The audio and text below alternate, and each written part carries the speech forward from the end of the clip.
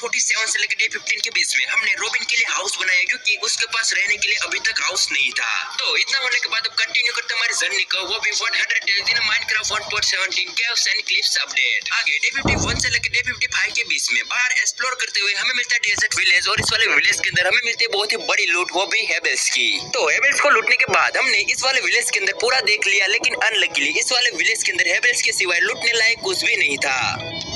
थोड़ी देर और ट्रैवलिंग करने के बाद हमें मिलती है शिप ब्रेक, और इस वाली शिप ब्रेक में से हमें जो लूट मिलती है उसको देख के हम सारे के सारे बहुत ही शौक गए। तो शिप ब्रेक की पहली चेस्ट में से हमें मिलते हैं बहुत सारे डायमंड्स और बहुत सारे एमलेट्स, और दूसरी वाली चेस्ट में से हमें मिलते हैं बहुत सारे आयरन, डायमंड्स, टीएनटीज और पेट पर खाने के लिए फिशिश। तो इन सभी चीजों को अपनी इन्वेंटरी के अंदर रखने के बाद हमने आगे बढ़ना जारी रखा। आगे थोड़ी देर बाद हमें मिलता है एक जंगल। तो इस वाले जंगल के अंदर आके हमें लगा कि यही सही वक्त है नई नई सीड को और नई नई ट्रीज को अपने बेस के अंदर ले जाके वहाँ पे उगाने का। और इस वाले जंगल के अंदर हमें मिलता है पेंडा और उसका बच्चा, जिन्हें पूरा इग्नोर मार के हम आगे बढ़ते हैं बैम्बू के पास, क्योंकि हमें बैम्बू की बहुत ही जरूरत थी। तो थोड़े बैम्बूस को लेने के बाद हमें मिलता है एक जंगल टेम्पल, और वहाँ पे जाके मैंने लूटने का डिसाइड किया। तो वहाँ पे मुझे मिलती है बहुत ही ठीक ठाक लूट। आगे घर वापस जाते हुए हमें मिलता है एक बर्फ का माउंटेन, और हमें नहीं पता कि ये वाला माउंटेन पुराने वाला माउंटेन है जहाँ पे हम स्पॉन हुए थे या फिर नई वाला। लेकिन एक बात मैं पक्की कह सकता हूँ कि ये वाली बकरी बिल्कुल ही नहीं है, क्योंकि पुरानी वाली बकरी को भूख को शांत करने के लिए हमने वहीं पे मार दिया था। बट अनलकीली एसर को ये वाली बकरी पसंद आ गई और उसने बकरी को घर ले जाकर पालने का डिसाइड किया। तो डे 56 के अंदर मैं और एसर बकरी को रहने के लिए उसका घर बना रहे हैं, और इस वाले घर के अंदर बकरी को कुदरती वातावरण देने के लिए हमने नकली घास और नकली आसमान बनाया, और ऊपर से कोने में एक छोटा सा पहाड़ भी बनाया। आगे डे 57 के अंदर हमारे पास थोड़ा बहुत काम रहा। तो इस वाले दिन में डेली ने केव के अंदर एक बहुत ही बढ़िया और बहुत ही अमेजिंग फाउंटेन बनाया, और इसके बाद मुझे याद आता है कि माइनक्राफ्ट 1.17 के अंदर हम कैंडल्स भी बना सकते हैं। सो बेसिकली कैंडल्स को बनाने के लिए हमें जरूरत पड़ेगी हनीकॉम्ब्स की, और हनीकॉम्ब्स के लिए हमें जरूरत पड़ेगी मधुमक्खी की। तो मेरे दोस्त डेली ने बहुत सारे फूलों को उगा दिया ताकि उनकी मीठी सुगंध सुनकर सारी मधुमक्खियां हमारे बेस के अंदर आए और आके हनीकॉम्ब बनाए। थोड़ी देर के बाद एक मधुमक्खी ने अलग अलग फूलों पर बैठकर और उनका स्वाद लेकर हमें बना के दिया एक हनीकॉम्ब, और इस वाले हनीकॉम्ब की मदद से हम बनाने वाले हमारी पहली और बहुत ही ब्यूटीफुल कैंडल, जिससे हम एसर की मौत से पहले ही जला देंगे। आगे डे 58 के अंदर एसर बहुत ही बड़ा और बहुत ही अमेजिंग फार्म बनाने का डिसाइड करता है, और वो उसके ऊपर काम करना भी स्टार्ट कर देता है, और ऑब्वियसली ये वाला फार्म बहुत ही बढ़िया बनने वाला है। तो एसर जब तक अपने फार्म के ऊपर काम कर रहा है उसी टाइम में हम एक स्टैचू बनाएंगे, और इसको बनाने का सिर्फ एक ही मेन रीजन था कि हमें कुछ ऐसी चीज बनानी चाहिए जो कि हमारे माइनक्राफ्ट वर्ल्ड को रिप्रेजेंट करे। डे 59 हमने हमारे फार्म का और स्टैचू का काम कंप्लीट कर लिया है, और सबसे पहले हम देखने जाएंगे हमारे फार्म को, जिसमें हमने गायों को और घोड़ों को रखा है। तो मैंने अपने घोड़े को गोल्ड का आर्मर पहनाया जो कि मैं नजर से लाया था, और आगे इसने मेरे स्टैचू को देखा जो कि सर कंटिन्यूस 10 सेकंड का। तो इस वाले स्टैचू को बनाने के लिए मैं गूगल पे गया, वहाँ पे थोड़ी इमेजेस सर्च मारी और इसको बना लिया, और इसे देख के आप कह सकते हो कि इसमें कुछ स्पेशल तो नहीं है, बट फिर भी ये दिखने में ठीक ठाक लग रहा है। आगे डे 16 के अंदर हमारे पास करने के लिए कुछ भी नहीं था, तो टाइम पास करने के लिए हमने एक नए फीचर को यूज करने का डिसाइड किया, और इस वाले फीचर के अंदर ग्लो स्क्वाड की इंक को लेकर अगर हम साइन बोर्ड के ऊपर टच करते हैं तो साइन बोर्ड में जो साइन होती है वो भी ग्लो करने लगती है। तो हमने इस वाले फीचर को यूज किया, और सच बताओ तो दिखने में बहुत ही बढ़िया लग रहा था। डे 61 हम यहाँ पे बहुत सारे पोशन बना रहे और प्रिपेयर हो रहे हैं एल्डर गार्डियन के साथ होने वाली लड़ाई के लिए। सो बेसिकली हमने यहाँ पे बहुत सारे नाइट विजन एंड बहुत सारे वाटर ब्रीथिंग के पोशन बना लिए, और अब हम पूरे तैयार है दुश्मनों पे अटैक करने के लिए। आगे डे 62 से लेकर डे 67 के बीच में मैं और मेरे स्क्वाड मेट निकल पड़े मछली को मारने के बड़े से एडवेंचर पे। एंड टू बी ऑनेस्ट इस वाली जर्नी पे मुझे ऐसा लग रहा है कि मैं एक सीरियल किलर हूँ, वो भी मछली का। तो इस वाली जर्नी के अंदर हमें ऐसा लगा था कि हमें एल्डर गार्डियन तुरंत ही मिल जाएगा, लेकिन इसको ढूंढने में बहुत ही वक्त लग गया।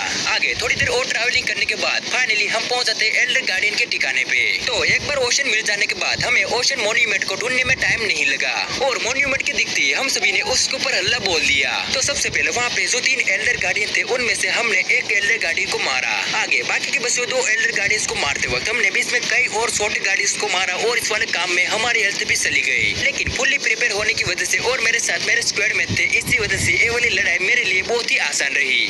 तो थोड़ी देर के बाद हमने तीसरे और आखिरी एल्डर गार्डियन को मार दिया, और इसको मारने के बाद अब फाइनली वक्त आ गया थोड़ी लूट करने का। तो गार्डियन को मारने के बाद हमें मिलती है बहुत ही बढ़िया लूट, यानी कि lovely lovely and soft sponge, और आगे हमने यहाँ पे जितने भी स्पॉन्ज थे उन सभी को लूटा, और उसके बाद हमें मिलते हैं बहुत सारे गोल्ड के ब्लॉक्स, वो भी मॉन्यूमेंट के अंदर से।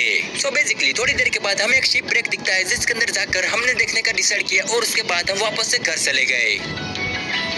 आगे हमने डिसाइड किया कि अब हमें जरूरत पड़ेगी एक मैप की, वो भी वुडलैंड मेंशन के लिए, जो कि हमें विलेजर के पास से मिलेगा। और विलेजर को मनाने के लिए और उसके पास से मैप लेने के लिए हमें उसको बहुत ही बढ़िया हाउस बना के देना पड़ेगा। तो इसी वजह से डे 68 से लेकर डे 71 के बीच में हमने विलेजर का हाउस बनाया, वो भी उसकी हॉबीज को ध्यान में रखते हुए। तो आपको पता होगा कि हमारा विलेजर एक कार्टोग्राफर है और इसी वजह से उसको ट्रैवलिंग बहुत ही पसंद है। तो इसके घर में घुसते ही हमें दिखता है पूरा वर्ल्ड। बेड के ठीक साइड में हमें दिखती है रोमांटिक मोमबत्तियां। घर के ठीक बीचों बीच एक बहुत ही बड़ा वर्ल्ड का मैप और साइड में एक बहुत ही बड़ा बेड। इससे ज्यादा एक आम आदमी को चाहिए भी क्या। और हमने इस वाले घर के अंदर विलेजर को स्टोरेज रूम भी दिया है, ताकि वो ट्रैवल करके जो भी सामान अपने साथ लाए उसको स्टोर कर सके। आगे मजा को एक तरफ रखते हुए डे 72 के अंदर हमने विलेजर के पास से ट्रेड करना स्टार्ट किया और उसको कंटिन्यू रखा जब तक उसने हमें मैप नहीं दिया। तो लालची विलेजर ने हमारे पास से कई सारे एमरल्ड्स और कई सारे कंपास को लूटा और तब जाके उसने हमें एक वुडलैंड मेंशन का मैप दिया। तो डे 73 से लेकर डे 75 के बीच में पता नहीं क्यों कोई भी कारण के बिना एसर ने अपने नए घर को बनाना स्टार्ट किया। तो एसर कह रहा था कि उसका पुराना घर उसे छोटा पड़ रहा था और इसी वजह से उसने नए घर को बनाने का डिसाइड किया, वो भी फार्म के ठीक सामने। और सच बता तो एसर की क्रिएटिविटी और उसकी बिल्डिंग स्किल को देखना मुझे बहुत ही अच्छा लगता है और वो बहुत ही इंस्पायरिंग भी है।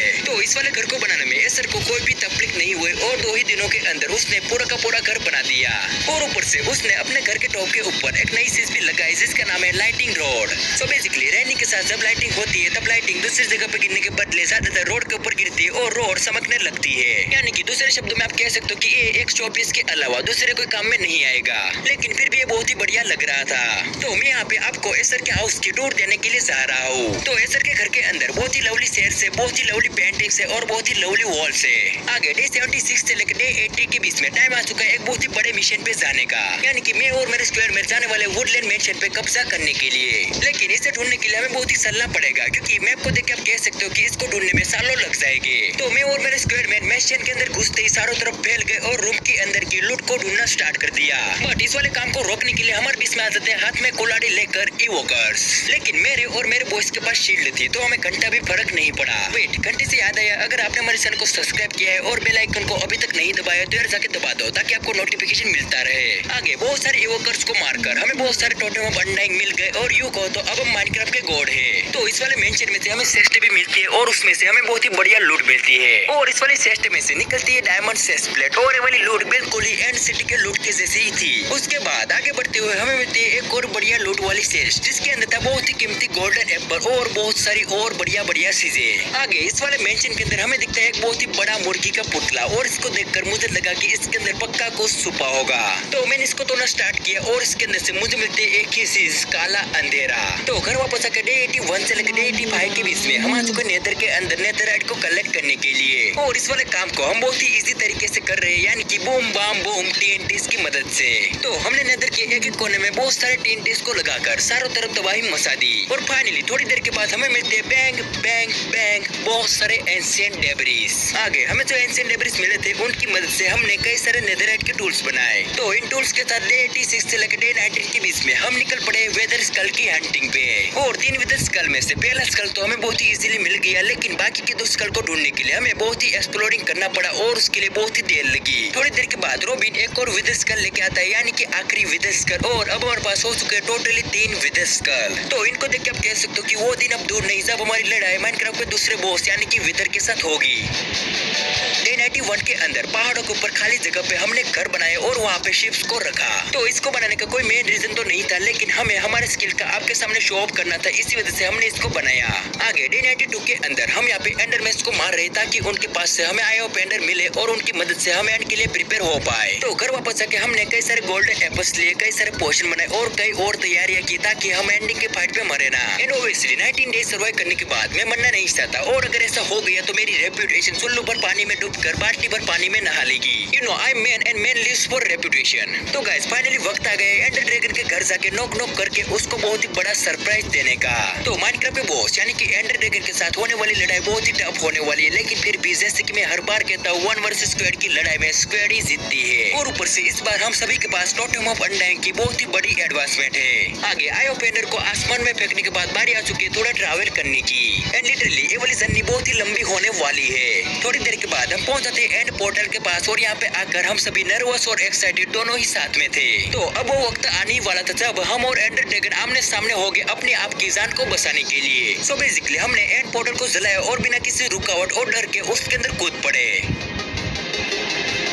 चुके हैं एंड पोर्टल के अंदर और यहाँ पे आकर हम मारने वाले एंडर ड्रैगन को। तो गाइस मैं आपको बताना चाहता हूँ कि हम ऐसा नहीं करने वाले, क्योंकि हम यहाँ पे कुछ नया और थोड़ा और खतरनाक करने वाले हैं। तो मैंने यहाँ पे सोल्ड सेल रखी, उसके ऊपर विदर कर रखे एंड बूम, हम यहाँ पे हराने वाले विदर को एंड एंडर ड्रैगन को दोनों को साथ में एंड सिटी के अंदर। और ऐसा करने का सिर्फ एक ही कारण था कि हमें कोई ऐसा सेल चाहिए था जो कि मुझे और मेरी टीम को एंड लेवल तक पुश कर पाए। बाय द वे इससे भी कोई फर्क नहीं पड़ा। तो एसर विदर को मारने के लिए जाता है, लेकिन वो सिर्फ उसके पीछे भागता रहता है, क्योंकि विदर को बॉस से मारना बहुत ही मुश्किल है। और इसी वजह से हमने डिसाइड किया कि हमें पहले एंडर ड्रैगन को मारना चाहिए और उसके बाद विदर को मारना चाहिए। सो बेसिकली जैसा हमने कहा वैसा हमने किया, यानी कि पहले हमने एंडर ड्रैगन को टारगेट करना चालू किया और उसके बाद उसको मारना कंटिन्यू रखा। लेकिन एंडर ड्रैगन माइनक्राफ्ट का एक बहुत ही बड़ा बॉस है, तो इसको हराना भी आसान नहीं होगा, बट मेरे बॉस के साथ कुछ भी इजी हो जाता है। तो देखते देखते थोड़ी देर में गगनचुंबी उड़ान भर रहा एंडर ड्रैगन हमारे कदमों के अंदर था, यानी कि हमने एंडर ड्रैगन को हरा दिया। बट अभी सेलिब्रेशन करने का टाइम नहीं है, क्योंकि हमें इससे भी बड़े बॉस को मारना है, यानी कि विदर को। और ये वाली फाइट होने वाली 3 वर्सेस स्क्वाड की। तो मैंने और मेरे स्क्वाडमेट ने विदर के ऊपर अटैक करना स्टार्ट किया, लेकिन विदर भी अपने काउंटर में बहुत सारे मिले अटैक कर रहा था। एंड लिटरली विदर की हेल्थ एंडर ड्रैगन की हेल्थ से लगभग 2 गुना थी। लेकिन देखने की बात तो ये थी कि विदर हम सभी को छोड़कर सिर्फ एसर के पीछे भागने लगा और उसको मारने लगा। आई थिंक विदर एसर के साथ बदला ले रहा है, या फिर हो सकता है कि एसर बहुत ही बड़ा अनलकी हो, क्योंकि वो पहली बार भी एंड के अंदर मर गया था। लेकिन इस बार हम एसर को मरने नहीं देंगे। जैसे विदर नीचे आता है वैसे मैं और मेरे बॉयज उसके ऊपर टूट पड़ते हैं।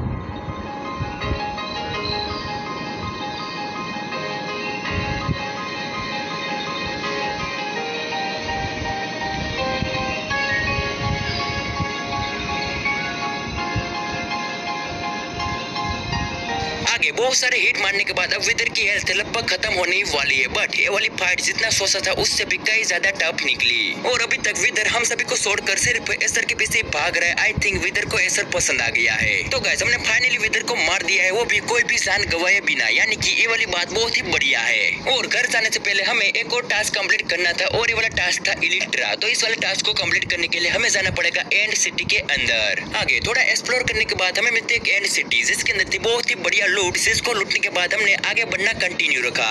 और ऊपर से पता नहीं क्यों हमने शल्कर शेल्स भी ले लिए, जबकि हमें शल्कर बॉक्सेस भी नहीं बनाने थे और उसका कोई यूज भी नहीं करना था। तो पायरेट शिप को ढूंढते हुए रास्ते में हमें मिलते कई सारे लूट, जिसको लूट के हमने आगे बढ़ना जारी रखा। और फाइनली थोड़ी देर के बाद हमें मिलता है पायरेट शिप, जिसके अंदर था लेजेंडरी इलिट्रा। तो गाइस अगर मैं अकेला इलिट्रा पहनूंगा तो ये अन्याय होगा, और इसी वजह से हम सबने डिसाइड किया कि हमें एक और इलिट्रा ढूंढना चाहिए, ताकि हमारी दोस्ती के बीच में कोई दरार ना आए। और मेरे पास जो इलिट्रा था उसकी मदद से दूसरी एंड सिटी को ढूंढना बहुत ही इजी था। तो थोड़ी देर में हमने एक और एंड सिटी को ढूंढ लिया, जिसके अंदर था इलिट्रा। लेकिन अब देखने की बात तो ये है कि हमारे 3 बॉयज में से ये वाला इलिट्रा किसके पास जाएगा। तो इसको तय करने के लिए हमारे तीनों बॉयज ने रॉक पेपर सीजर खेला और डेलिन जीत गया। आगे एंड सिटी की जर्नी यहाँ पे खत्म होती है और अब वक्त था घर की तरफ वापस जाने का। 1088 के अंदर घर वापस आके हमने एक बीकन बनाया और बीकन को रखने का एक प्लेटफॉर्म भी बनाया। और आपको पता चल गया होगा कि इस वाले बीकन के बिल्डर कौन है, ऑब्वियसली डेलिन एंड एसर। तो हमने हमारे वर्ल्ड के अंदर बीकन को लगा के शांति और विश्राम का झंडा फैला दिया है, और आप कह सकते हो कि ये हमारी बड़ी सी विक्ट्री का सेलिब्रेशन भी था। तो डे 99 के अंदर मैं आपको बताने जा रहा हूँ हमारी ट्रेजरी, हमारी मेहनत, हमारी लूट और हमारा सब कुछ। तो आपका स्वागत है ट्रॉफी रूम के अंदर, जिनमें डे 1 से लेकर डे 100 तक हमने क्या क्या किया उन सारी चीजों को याद दिलाते हुए सारी आइटम्स है। और आई थिंक इस वाले रूम को मैं हर वीडियो के अंदर बनाता हूँ, और इसको बना के इसके अंदर देखने आना मुझे बहुत ही पसंद है, क्योंकि हमारी फ्रेंडशिप और हार्डवर्क को दिखाता है। तो इस वाले रूम को बनाने में थोड़े ज्यादा डायमंड्स यूज हो गए, बट जो भी हो हमारी ट्रॉफी रूम बहुत ही बढ़िया लग रही थी। फाइनली डे 100, आज के दिन में हमारे पास करने के लिए कुछ भी नहीं है, और हमारे पास बनाने के लिए भी कुछ भी नहीं है। तो आज का पूरा दिन होने वाला है हमारे वर्ल्ड के टूर के ऊपर, एंड ऑब्वियसली वो स्टैम्प खींचने के लिए। और इस वक्त मैं और मेरे फ्रेंड्स पूरी तरह से थक गए, बट फिर भी हम आपको हमारे वर्ल्ड की टूर देख के ही रहेंगे। और अगर आपको हमारे वर्ल्ड की टूर नहीं देखनी और मुझे वो स्टैम्प नहीं देना, जो कि बिल्कुल ही नहीं होने वाला, तो आप स्क्रीन पे दिए गए नंबर तक स्किप कर सकते हो।